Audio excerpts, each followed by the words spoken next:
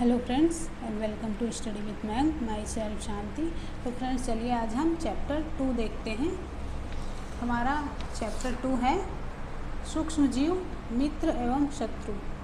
Friends अब हम सूक्ष्म जीवों के बारे में जानेंगे इस चैप्टर में कि हमने अपने आसपास में मतलब ऐसे कई स्थान हैं जहाँ पर पेड़ पौधे और जंतु देखे हैं और ऐसे और भी सजीव देखे हैं, परंतु कुछ जीव ऐसे भी हैं जिन्हें हम बिना किसी उपकरण के या बिना किसी यंत्र के नहीं देख सकते, अपनी खुली आंखों से ऐसे ही नहीं देख पाते हैं ना। इन्हें क्या कहते हैं?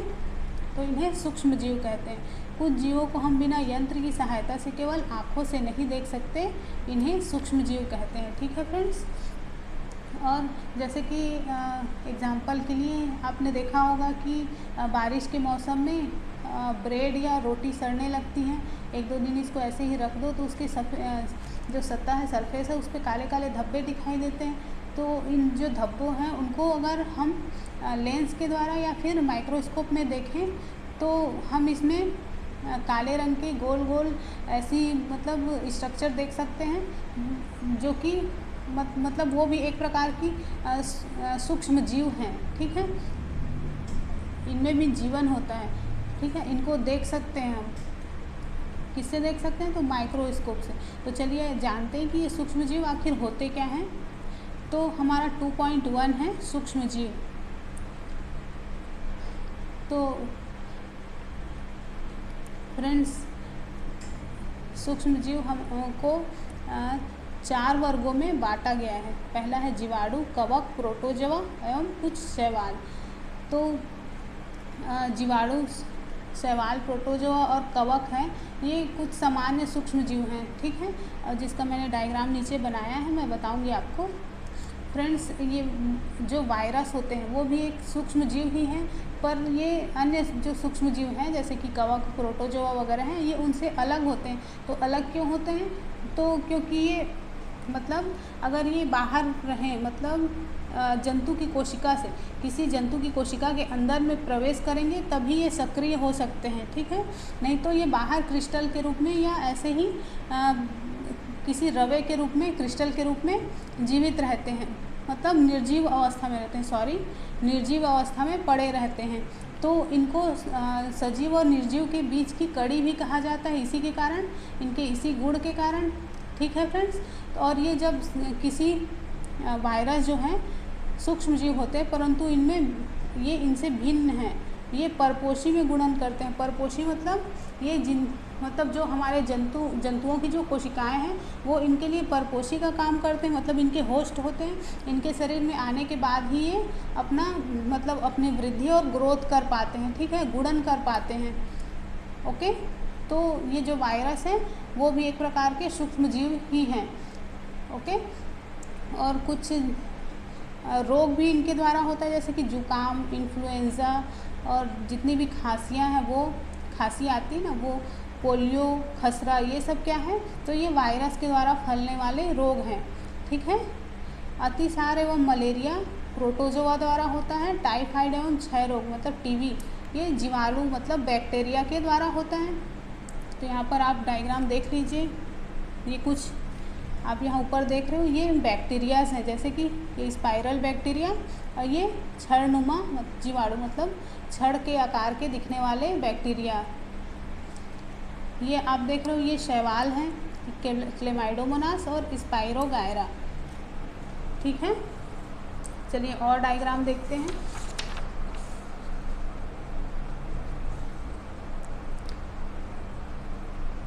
ये आप देख रहे हो,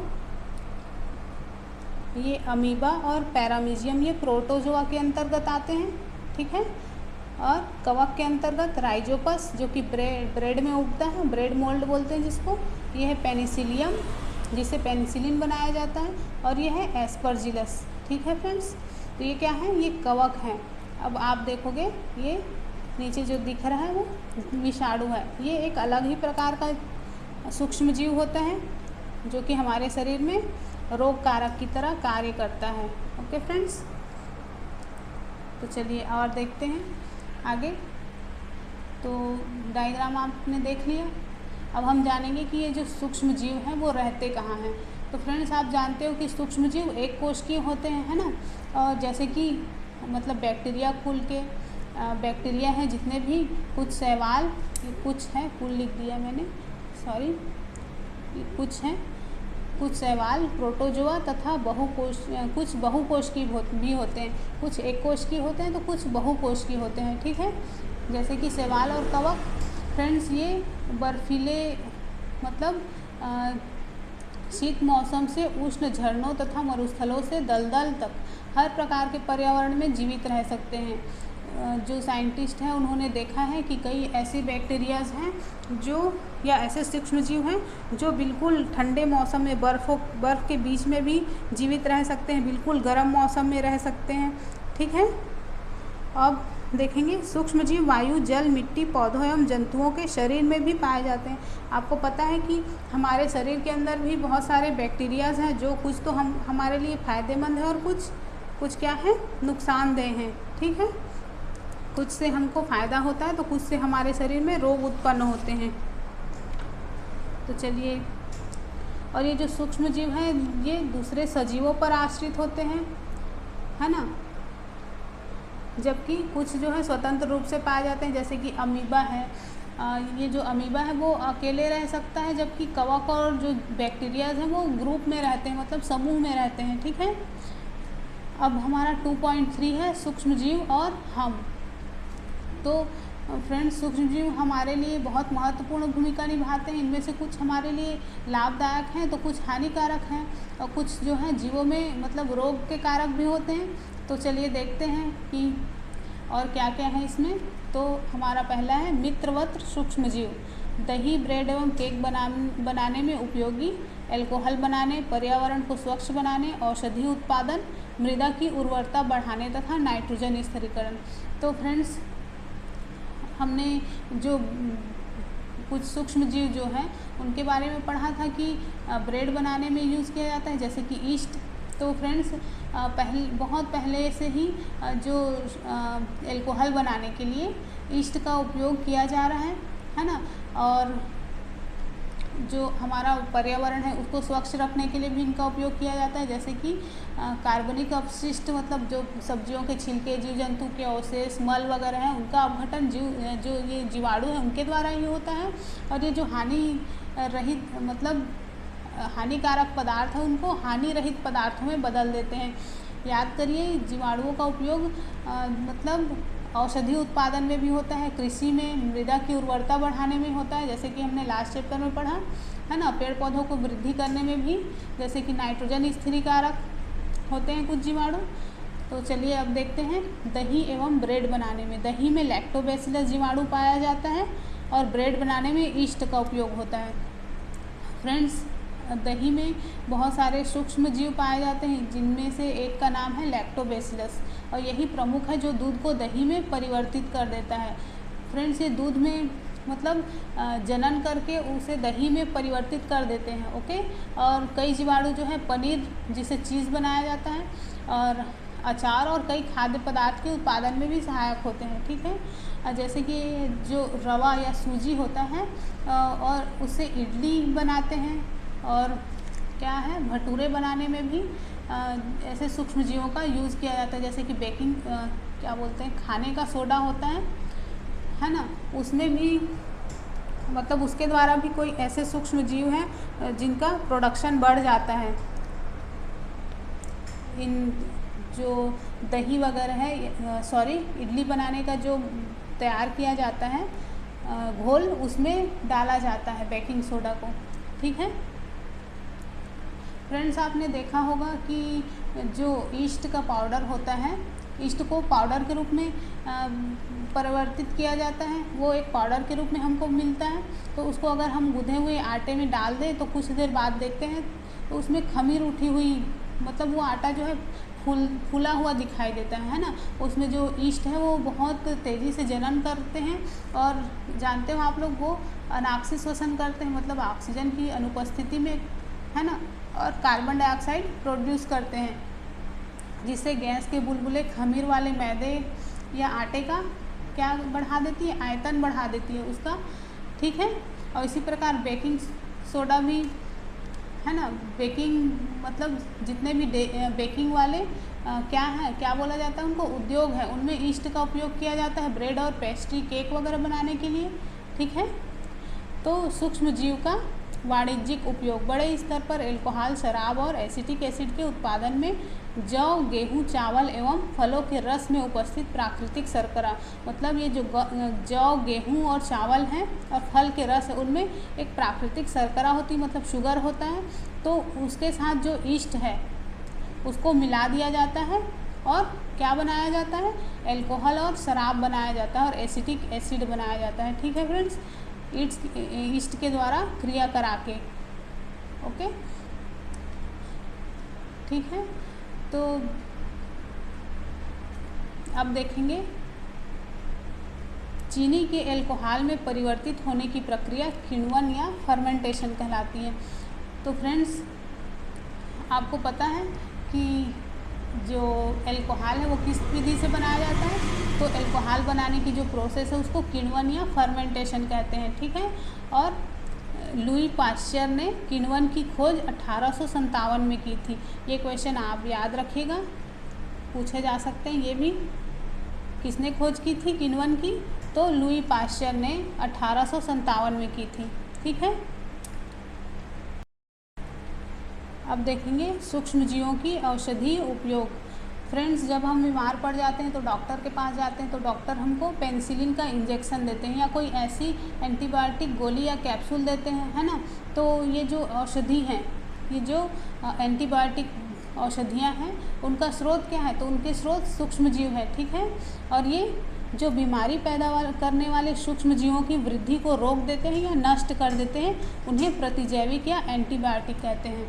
ठीक है फ्रेंड्स, आजकल जीवाणु और कवक से कई प्रकार के प्रतिजैविक मतलब एंटीबायोटिक दवाइयाँ बनाई जा रही हैं, जैसे कि स्ट्रेप्टोमाइसिन, टेट्रासाइक्लिन और एरिथ्रोमाइसिन। ठीक है, ये सब क्या है, तो ये एंटीबायोटिक दवाइयाँ हैं। सन 1929 में अलेक्जेंडर फ्लेमिंग ने पेनिसिलिन का आविष्कार किया। सॉरी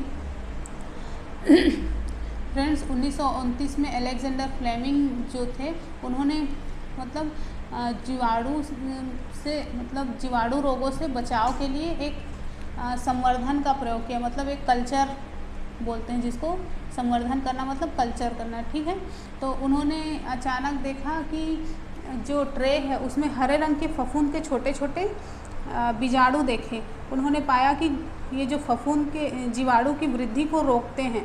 ठीक है, और उन्होंने मतलब इसी से मतलब पेनिसिलिन की खोज की। ठीक है, उन्होंने पाया कि बहुत सारे जो जीवाणु हैं वो फफूंद के द्वारा मारे गए। इस प्रकार से फफूंद से पेनिसिलिन बनाई गई। ठीक है फ्रेंड्स, हमने पेनिसिलिन के बारे में जाना, अब हम वैक्सीन के बारे में जानेंगे। वैक्सीन क्या होते हैं।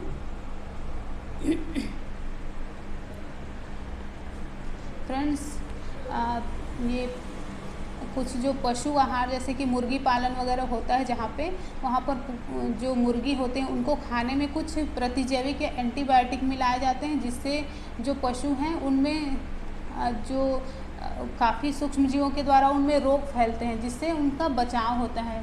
ठीक है, और कुछ जो एंटीबायोटिक है उनका उपयोग पौधों के रोगों के नियंत्रण के लिए भी किया जाता है।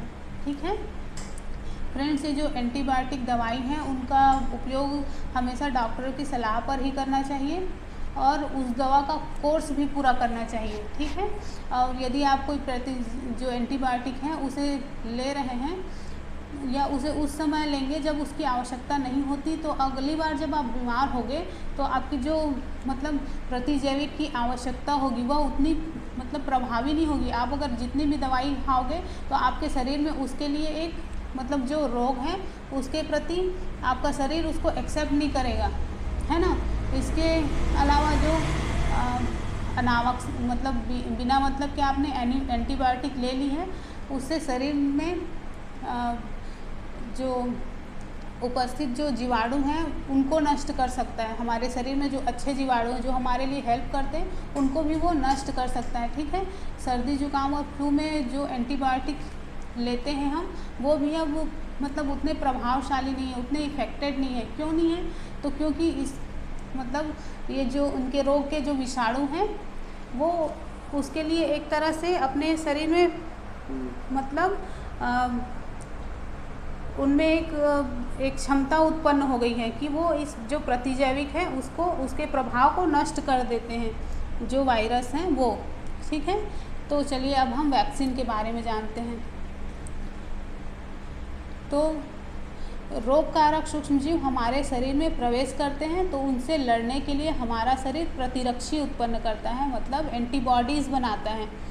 ठीक है, जो प्रतिरक्षी होते हैं उसको एंटीबॉडीज़ बोला जाता है, ये उत्पन्न करते हैं। तो हमारे शरीर को फ्रेंड्स, हमारे शरीर को ये याद रहता है कि वह मतलब वही सूक्ष्मजीव अगर हमारे शरीर में फिर से प्रवेश करता है ना, तो हमारे शरीर को मतलब हमारे जो सेल्स हैं उसमें जो कोशिकाएं होती हैं उनको ये याद रहता है कि उससे किस प्रकार लड़ा जाए। ठीक है, और वो उसको पहचान लेता है। यदि आप मतलब यहाँ पर देखते हैं, मृत अथवा निष्क्रिय सूक्ष्मजीवों को स्वस्थ व्यक्ति के शरीर में प्रविष्ट कराया जाता है तो शरीर की कोशिकाएं उसी के अनुसार लड़ने के प्रतिरक्षी उत्पन्न करके रोग कारक को नष्ट कर देती हैं। ठीक है, तो ये जो प्रतिरक्षी वो हमारे शरीर में सदा के लिए बनी रहती है अगर एक बार डाल दिया जाता है तो। और ये जो रोग कारक सूक्ष्मजीव से हमारी सुरक्षा करते हैं। इस प्रकार जो वैक्सीन होता है वो काम करता है हमारे शरीर में, जैसे कि क्षय रोग, जैसे कि टीबी, चेचक, हेपेटाइटिस, पोलियो आदि का टीका भी एक वैक्सीन ही है। ठीक है, और इनको किसके द्वारा रोका जा सकता है? तो टीका लगा के रोका जा सकता है। फ्रेंड्स, आप लोगों को पता है कि एडवर्ड जेनर ने चेचक के लिए 1798 में चेचक के टीके की खोज की थी। किसने की थी? एडवर्ड जेनर ने चेचक के टीके की खोज की थी। ओके फ्रेंड्स, आप सभी को भी बचपन में मतलब टीके लगे होंगे, है ना? तो क्या आप जानते हो कि कौन कौन सी बीमारी के लिए हमको टीके लगाए जाते हैं? तो पता करिए आप कि कौन कौन सी बीमारी के लिए बच्चों को टीका लगाया जाता है। ठीक है फ्रेंड्स, ये जो टीके हैं वो अस्पतालों में उपलब्ध होते हैं बच्चों को पोलियो से बचाने के लिए। आपने टेलीविज़न और न्यूज़पेपर्स में देखा होगा कि पोलियो का टीकाकरण का विज्ञापन, है ना? जो पल्स पोलियो होता है या पोलियो की ड्राप जो बच्चों को दी जाती है वो क्या है? तो वो एक प्रकार का वैक्सीन ही है। ठीक है फ्रेंड्स, जो चेचक है उसके खिलाफ मतलब विश्वव्यापी अभियान चलाया गया, जिसके परिणाम स्वरूप मतलब विश्व के अधिकांश भागों में चेचक जो है अब मतलब उसका उन्मूलन हो गया है। चेचक एक तरीके से नहीं पाया जाता, अब ख़त्म हो गया है। ठीक है, और आजकल सूक्ष्मजीवों से टीके का उत्पादन बड़े स्तर पर किया जा रहा है, जिसमें मनुष्य और अनेक जंतुओं को बहुत सारे रोगों से बचाया जा सके। ठीक है, तो फ्रेंड्स अब हम देखेंगे मिट्टी की उर्वरता में वृद्धि। ये जो सूक्ष्म जीव हैं वो मिट्टी की उर्वरता में वृद्धि किस प्रकार से करते हैं? तो कुछ नीले हरे शैवाल होते हैं जो कि वायुमंडल के नाइट्रोजन का स्थिरीकरण कर सकते हैं। इस प्रकार से मिट्टी में जो नाइट्रोजन होता है उसका संवर्धन होता है ना, और उसकी उर्वरता में वृद्धि होती है। और इस प्रकार के जीवों को क्या बोला जाता है? तो इस प्रकार के जीवों को जो नाइट्रोजन का स्थिरीकरण करते हैं उनको क्या बोला जाता है? नाइट्रोजन स्थिरीकारक कहा जाता है। ठीक है, कुछ जीवाणु एवं नीले हरे शैवाल वायुमंडलीय नाइट्रोजन का स्थिरीकरण कर सकते हैं। कौन से जीवाणु हैं ऐसे? तो राइजोबियम, हमने पढ़ा राइजोबियम के बारे में। और इन्हीं को पर्यावरण का मतलब नाइट्रोजन का स्थिरीकारक कहा जाता है। ठीक है, अब देखते हैं पर्यावरण का शुद्धिकरण। फ्रेंड्स, हानिकारक एवं दुर्गंध युक्त पदार्थों का निम्नीकरण करने के लिए हम सूक्ष्म जीवों का उपयोग करके पर्यावरण का शुद्धिकरण कर सकते हैं। मतलब बड़ी मात्रा में जीव जो हैं, जो मृत जीव हैं वो सड़ते हुए पेड़ पौधे और कभी कभी सड़ते हुए जंतुओं के ऊपर में देखते हैं। आप देखते हैं कि कुछ समय बाद वो गायब हो जाते हैं, है ना? तो इसका मेन कारण क्या है, तो उसके ऊपर जो सूक्ष्म जीव हैं वो पनप जाते हैं और जो मृत जो जैविक पदार्थ हैं उनको, जो अपशिष्ट पदार्थ हैं उनका अपघटन करके उन्हें सरल पदार्थों में परिवर्तित कर देते हैं। ठीक है, और ये पदार्थ पौधों और जंतुओं के द्वारा फिर से उपयोग कर लिया जाता है। इस प्रकार से जो हानिकारक पदार्थ है उसके द्वारा पर्यावरण का शुद्धिकरण हो जाता है। जो हानिकारक पदार्थ पर्यावरण में उपस्थित हैं उनको ये सूक्ष्म जीव क्या कर देते हैं, ख़त्म कर देते हैं, उनका अपघटन कर देते हैं और उसका फिर से यूज़ कौन करता है, तो पेड़ पौधे कर लेते हैं। ठीक है, हमारा 2.4 है हानिकारक सूक्ष्म जीव। हमने अब जीवों के फायदे के बारे में देखा, अब हम उनके जो हानि हैं उसके बारे में देखेंगे। ठीक है,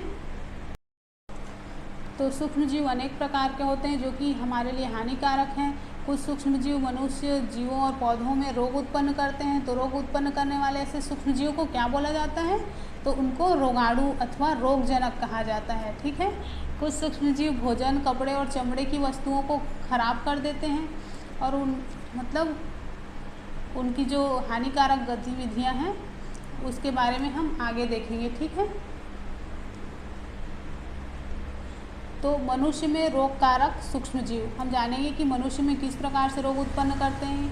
तो मनुष्य में रोग उत्पन्न करने वाले सूक्ष्म जीव जो हम श्वास लेते हैं उसके द्वारा, पानी पीते हैं उसके द्वारा, भोजन के द्वारा हमारे शरीर में प्रवेश करते हैं और जो संक्रमित व्यक्ति हैं या जंतु हैं उनके सीधे संपर्क में आने पर भी हमारे शरीर में रोग आ सकता है ना। सूक्ष्म जीवों द्वारा होने वाले ऐसे रोग जो संक्रमित व्यक्ति से स्वस्थ व्यक्ति में वायु, जल, भोजन अथवा कायिक संपर्क द्वारा फैलते हैं, संचरणीय रोग कहलाते हैं या संक्रामक रोग कहलाते हैं। वे रोग जो एक दूसरे के संपर्क के द्वारा फैलते हैं उनको क्या बोला जाता है, उन्हीं को संचरणीय या संक्रामक रोग कहा जाता है। ठीक है, तो इस प्रकार के कुछ रोग जैसे कि हैजा है, सामान्य जो सर्दी जुकाम है, चिकन पॉक्स है और टीबी का रोग, चलिए देख लेते हैं। तो उदाहरण क्या है इसके, हैजा, सामान्य सर्दी जुकाम, चिकन पॉक्स और क्षय रोग। क्षय रोग मतलब टीबी। ठीक है,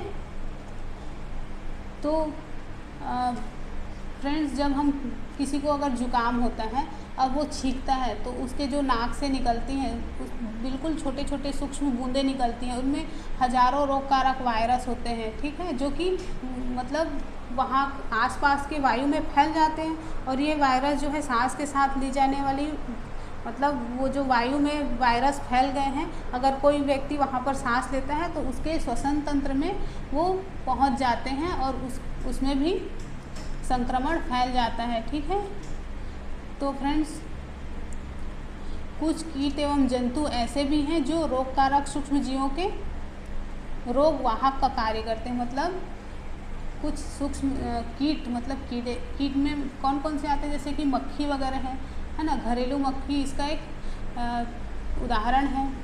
ओके, तो मादा एनोफिलीज मच्छर से प्लाज्मोडियम मलेरिया का परजीवी का वाहक है। जो मादा एनोफिलीज मच्छर है वो प्लाज्मोडियम का वाहक है। मतलब जो प्लाज्मोडियम है वो किसी मनुष्य के शरीर में मच्छर के द्वारा ही फैलते हैं, है ना। और ये जो प्लाज्मोडियम है उसका जीवन चक्र मच्छर और किसमें होता है, तो मनुष्य दोनों में के द्वारा उसका जीवन चक्र पूरा होता है। ठीक है, और मादा एडीज मच्छर डेंगू वायरस का वाहक है। ठीक है फ्रेंड्स, तो जो मक्खी है वो कूड़े और जीव जंतु के अपशिष्ट पर बैठती है और रोगाणु उसके शरीर से चिपक जाते हैं। जब मक्खी बिना ढके भोजन पर बैठती है तो रोगाणु का मतलब जो उसके शरीर में चिपके हुए हैं वो भोजन में चले आते हैं और जो भी व्यक्ति ऐसे संदूषित भोजन को ग्रहण करते हैं तो उसका बीमार पड़ना तो ज़रूरी है ना। तो इसीलिए सलाह दी जाती है कि भोजन को हमेशा ढक कर रखना चाहिए, बिना ढके भोजन को खाने से बचना चाहिए। ठीक है फ्रेंड्स।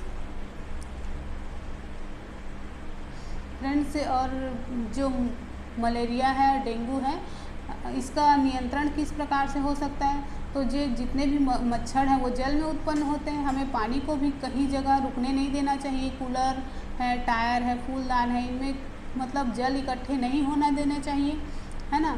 और अपने आसपास के जगहों को भी स्वच्छ मतलब सूखा रखना चाहिए, मच्छरों के पैदा होने से रोक सके इसके लिए, है ना।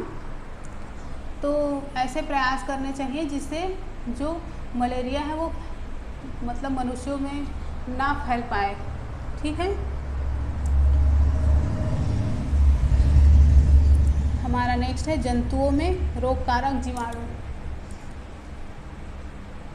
फ्रेंड्स, अब हम देखेंगे कि ये जो सूक्ष्म जीव है जो जंतुओं में किस प्रकार के रोग फैलाते हैं। तो ये जो सूक्ष्म जीव हैं केवल मनुष्य और पेड़ पौधों में ही नहीं फैलाते, बल्कि जो जीव जंतु हैं और जैसे कि गाय है, भैंस है, उनमें भी क्या फैलाते हैं, तो रोग फैलाते हैं, ठीक है। और उसका उदाहरण क्या है, तो एंथ्रेक्स जो है मनुष्य एवं मवेशियों में होने वाला भयानक रोग है जो जीवाणु द्वारा होता है। फ्रेंड्स, हमने जो भेड़ पालन वाला चैप्टर था उसमें पढ़ा था कि एंथ्रेक्स रोग जो वहाँ के कर्मचारी होते हैं, काम करने वाले होते हैं, उनको कैसे प्रभावित करता है, ठीक है। गाय के खुर एवं मुंह का रोग वायरस द्वारा होता है, जैसे खुरपका या मुंह पका रोग बोलते हैं, जो गाय भैंसों में होता है, ठीक है। तो फ्रेंड्स, आपने रॉबर्ट कोच का नाम सुना है, तो उन्होंने सन 1876 में बेसिलस एंथ्रेसिस नामक जीवाणु की खोज की जो कि एंथ्रेक्स रोग का कारक है। मैं यहाँ पर लिखना भूल गई हूँ, आप लोग बिल्कुल इसको नोट कर लीजिए। रॉबर्ट कोच ने 1876 में बेसिलस एंथ्रेसिस नामक जीवाणु की खोज की जो कि एंथ्रेक्स रोग का कारक है। फ्रेंड्स, आप इसको बिल्कुल नोट कर लीजिए, मैं यहाँ पर लिखना भूल गई हूँ इसको, ओके। अब हम देखेंगे पौधों में रोग उत्पन्न करने वाले सूक्ष्म जीव। तो बहुत सारे सूक्ष्म जीव जैसे कि गेहूँ, चावल, आलू, गन्ना, संतरा, सेब और बहुत सारे पौधे जिनमें रोग फैलाते हैं। तो रोग के कारण जो फसल की उपज है उसमें कमी आ जाती है, ओके। तो इनका मतलब कुछ रसायन का उपयोग करके इन पर नियंत्रण किया जा सकता है। तो चलिए देखते हैं कौन कौन से रोग होते हैं। तो नींबू का कैंकर रोग जो है जीवाणु के द्वारा होता है और यह वायु के द्वारा संचरित होता है, वायु के द्वारा फैलता है, ठीक है। गेहूं का रस्ट रोग कवक के द्वारा होता है और इसका भी संचरण वायु या बीज द्वारा होता है। भिंडी की पीत मतलब जो भिंडी के पत्ते हैं वो पीले हो जाते हैं, तो ये किस कारण होते हैं, तो वायरस के कारण होते हैं और इसके वाहक जो हैं कीट होते हैं, ठीक है फ्रेंड्स। अब हम देखेंगे खाद्य विषाक्तन मतलब फूड पॉइजनिंग। फ्रेंड्स, हमने चैप्टर 1 में देखा था कि जो खाद्य हैं बीजों के परिरक्षण और भंडारण में उपयोग के विषय में हमने पढ़ा था। हम पके हुए भोजन का घर पर परिरक्षण किस प्रकार से कर सकते हैं। फ्रेंड्स, आप जानते हो कि खुले और नम जगह पर रखी ब्रेड पर कवक आक्रमण कर देते हैं। सूक्ष्मजीव हमारे भोजन को भी संदूषित कर देते हैं और संदूषित भोजन से दुर्गंध आने लगती है, उसका स्वाद भी खराब हो जाता है, उसका रंग रूप भी परिवर्तित हो सकता है। तो क्या भोजन का संदूषण एक रासायनिक अभिक्रिया है? तो हाँ, भोजन में उत्पन्न होने वाले सूक्ष्मजीव कभी कभी विषैले पदार्थ उत्पन्न करते हैं जिसे खाद्य विषाक्तन कहते हैं और ये एक रासायनिक अभिक्रिया है, ठीक है फ्रेंड्स। तो खाद्य विषाक्तन क्या होता है पता है आपको? मतलब मान लो कोई भोजन है, वो उसमें सूक्ष्मजीव उत्पन्न हो जाते हैं और भोजन को विषाक्त बना देते हैं, जिसको खाने से हमको हम भयंकर रूप से बीमार हो सकते हैं, ठीक है। और कभी कभी मृत्यु भी हो सकती है इससे, फूड पॉइजनिंग से, इसलिए इससे बचना चाहिए हमको, ओके। तो फ्रेंड्स, अब हम देखेंगे 2.5 खाद्य परिरक्षण मतलब खाद्य को किस प्रकार से परिरक्षित या सुरक्षित किया जा सकता है। तो भोजन संदूषण एक रासायनिक अभिक्रिया है, जैसे कि मैंने ऊपर बताया है ना।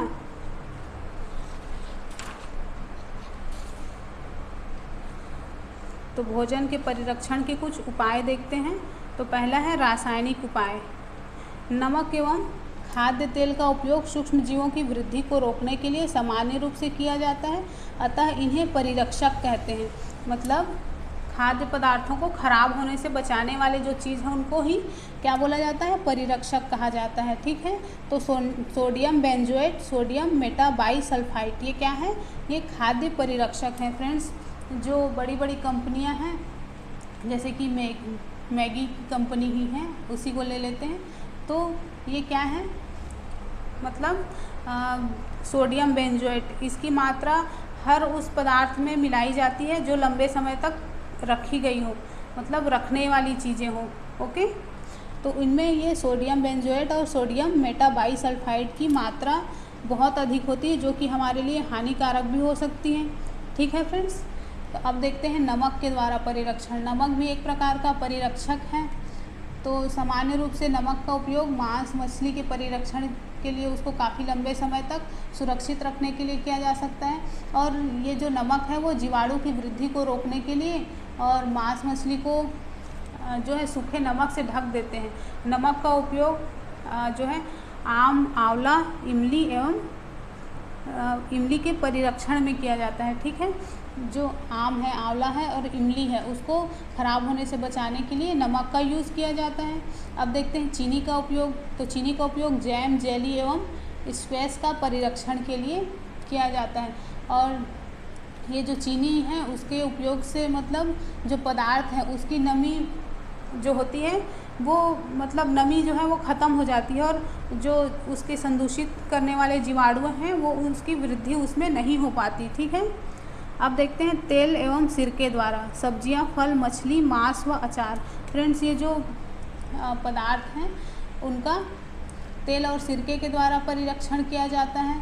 ठीक है, इससे उसमें भी जो जीवाणु हैं वो जीवित नहीं रह सकते और खाद्य पदार्थ जो है वो सुरक्षित रहता है। गर्म एवं ठंडा करना। फ्रेंड्स, अब हम जानेंगे कि आपने घर में देखा होगा कि घर में दूध को उबाल कर रखते हैं, है ना। उबालने से उसके जो सूक्ष्म जीव हैं वो नष्ट हो जाते हैं। ठीक है, तो पाश्चुरीकरण क्या होता है, तो दूध को 70 डिग्री सेंटीग्रेड पर 15 से 30 सेकंड के लिए गर्म करते हैं, फिर एकाएक ठंडा कर उसका भंडारण करते हैं। ठीक है, मतलब जो पाश्चुरीकरण का प्रोसेस है उसमें दूध को 70 डिग्री सेंटीग्रेड पर 15 से 30 सेकंड के लिए गर्म करते हैं। ठीक है फ्रेंड्स, और फिर उसको ठंडा कर लिया जाता है। फिर उसके बाद उसकी पैकिंग कर ली जाती है, और ऐसा करने से जो उसके अंदर जो सूक्ष्म जीव है उसकी वृद्धि रुक जाती है। और इस जो प्रोसेस है उसका खोज किसने किया था, तो उसका खोज लुई पाश्चर वैज्ञानिक जो थे उन्होंने किया था, और उसी के नाम पर इस विधि को पाश्चुरीकरण कहते हैं। ठीक है, और पाश्चुरीकृत जो दूध है उसको हम बिना उबाले भी यूज़ कर सकते हैं। ठीक है, क्योंकि उसमें सूक्ष्म जीव जो हैं नष्ट हो चुके होते हैं। अब देखते हैं भंडारण एवं पैकिंग। फ्रेंड्स, आजकल मेवे तथा सब्जियों को वायुरोधी सील किए गए पैकेटों में बेचे जाते हैं। मतलब ऐसे पैकिंग की जाती है जिससे उनमें जो हवा है वो प्रवेश ना कर सके, और जिससे उसमें जो सूक्ष्म जीव है उनकी वृद्धि ना हो सके, उससे उनकी सुरक्षा हो सके। ठीक है, तो यही भंडारण और पैकिंग कहलाता है। अब हमारा है 2.6 नाइट्रोजन स्थिरीकरण। फ्रेंड्स, हमने चैप्टर 6 क्लास 6 और 7 में राइजोबियम जीवाणु के बारे में पढ़ा था, जो कि लेग्यूमिनीस पौधों के जड़ों में होते हैं और ये नाइट्रोजन स्थिरीकरण में सहायक होते हैं। तो जो राइजोबियम है वो लेग्यूम पौधों में ग्रंथि बनाकर रहते हैं। ठीक है, जैसे कि सेम और मटर, जो कि एक सहजीविता है। फ्रेंड्स, आपने सहजीविता के बारे में भी पढ़ा था, है ना। तो कभी कभी तड़ित विद्युत द्वारा भी नाइट्रोजन का स्थिरीकरण होता है। तड़ित विद्युत मतलब जो बिजली चमकती है ना, उसके द्वारा भी नाइट्रोजन का स्थिरीकरण होता है। पर आप जानते हो कि नाइट्रोजन की मात्रा वायुमंडल में स्थिर रहती है ना। तो आपको आश्चर्य होगा कि ये कैसे संभव है। तो चलिए इसके बारे में भी आगे समझते हैं। ठीक है, हम नाइट्रोजन चक्र के बारे में जानेंगे।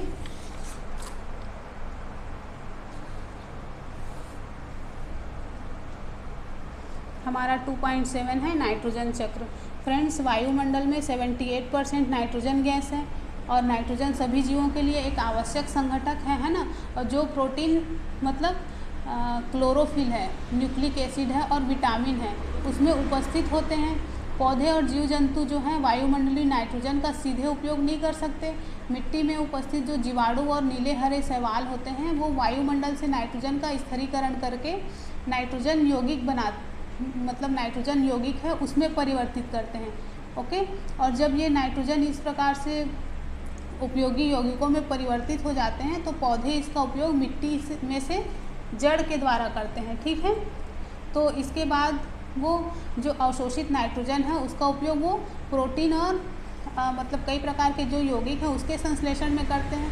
ठीक है, तो पौधों पर जो निर्भर करने वाले जंतु हैं उनसे प्रोटीन और नाइट्रोजनिक यौगिक प्राप्त करते हैं। तो चलिए हम ये नाइट्रोजन साइकिल के बारे में देखते हैं। ठीक है, इससे हमको अच्छे से समझ में आएगा। फ्रेंड्स, जो पेड़ पौधे हैं और जंतु हैं उनकी मृत्यु के बाद मिट्टी में जो उपस्थित जीवाणु और कवक होते हैं वो नाइट्रोजनीय अपशिष्ट को नाइट्रोजनीय यौगिक में परिवर्तित कर देते हैं, जो कि पौधों द्वारा फिर से उपयोग किया जाता है। कुछ विशिष्ट जीवाणु जो कि नाइट्रोजनीय यौगिकों को नाइट्रोजन में गैस में परिवर्तित करते हैं, जो कि वायुमंडल में चली जाती है। फिर वायुमंडल में नाइट्रोजन की मात्रा इस तरह से स्थिर रहती है। तो चलिए हम नाइट्रोजन चक्र को देखते हैं, तो इससे हमको बेहतर समझ में आएगा। फ्रेंड्स, जो नाइट्रोजन है वो वायुमंडल में गैसीय रूप में विद्यमान होती हैं। तो इसका यूज़ कौन कौन करते हैं? तो जीवाणु द्वारा नाइट्रोजन यौगिकों का गैसीय नाइट्रोजन में परिवर्तन, जो छोटे छोटे सूक्ष्म जीवाणु हैं वो इसका परिवर्तन करते हैं नाइट्रोजन में, और ये मिट्टी में उपस्थित नाइट्रोजन में चली जाती हैं। ठीक है, और वायुमंडलीय नाइट्रोजन का जीवाणु एवं नीले हरे शैवाल द्वारा स्थिरीकरण, मतलब जो नीले हरे शैवाल हैं वो भी इसका स्थिरीकरण करते हैं। यहाँ पर जीवाणुओं ने किया, यहाँ पर नीले हरे शैवालों ने किया। जीवाणु द्वारा स्थिर नाइट्रोजन को नाइट्रोजनीय यौगिक में परिवर्तित करना, ये जो नीले हरे शैवाल हैं उसका जो स्थिरीकरण किया उसको फिर से नाइट्रोजनीय यौगिक में परिवर्तित करके मिट्टी में भेज दिया गया। यहाँ पर मैंने जो बताया था ऊपर तड़ित द्वारा नाइट्रोजन स्थिरीकरण, तो वायुमंडल की जो नाइट्रोजन है वो इसके द्वारा फिर से मिट्टी में चली गई। ठीक है, अब हम देखेंगे जो मिट्टी में उपस्थित नाइट्रोजन है उसको पेड़ पौधों द्वारा अवशोषित किया गया, और पेड़ पौधों से जंतुओं को प्राप्त हुआ प्रोटीन के रूप में, जिसको उन्होंने खाया पेड़ पौधों को।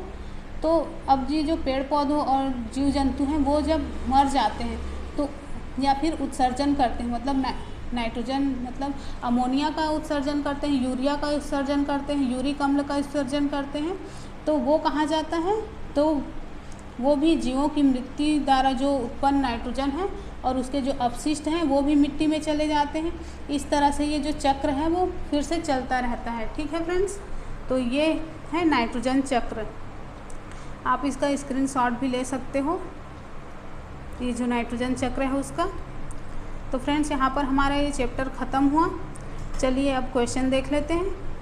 तो फ्रेंड्स, आपको प्रतिजैविकों का नाम बताना है, मतलब एंटीबायोटिक्स हैं जो मैंने इस चैप्टर में बताया आपको। तो कम से कम 2 प्रतिजैविक का नाम बताइए। मलेरिया परजीवी के वाहक कौन कौन हैं इसका नाम बताइए। मैंने जो 2 मच्छरों के बारे में बताया उसके बारे में आपको बताना है। एल्कोहल बनाने की विधि क्या कहलाती है इसको, ये फ्रेंड्स ये 1 लाइनर क्वेश्चन टाइप में है, आप सिर्फ इसका एक वर्ड में आंसर दीजिएगा। एल्कोहल बनाने की विधि क्या कहलाती है। संचरणीय रोग के वाहक कौन कौन हैं इसके बारे में बताना है, मतलब जो संक्रामक रोग होते हैं उसके वाहक के बारे में। ब्रेड अथवा इडली क्यों फूल जाती है, किस वजह से फूलती है, उसमें क्या बनने लगता है जिसके कारण इडली जो है फूलती है। ये 5 क्वेश्चन के आंसर आपको 1 लाइनर टाइप में देना है। 1 2 3 4 5 करके लिख दीजिएगा और उसका आंसर लिख दीजिएगा एक साइड में। ठीक है फ्रेंड्स, तो वीडियो पसंद आया हो तो लाइक शेयर सब्सक्राइब ज़रूर करिएगा। ओके, तो मिलते हैं नेक्स्ट वीडियो में। Bye bye.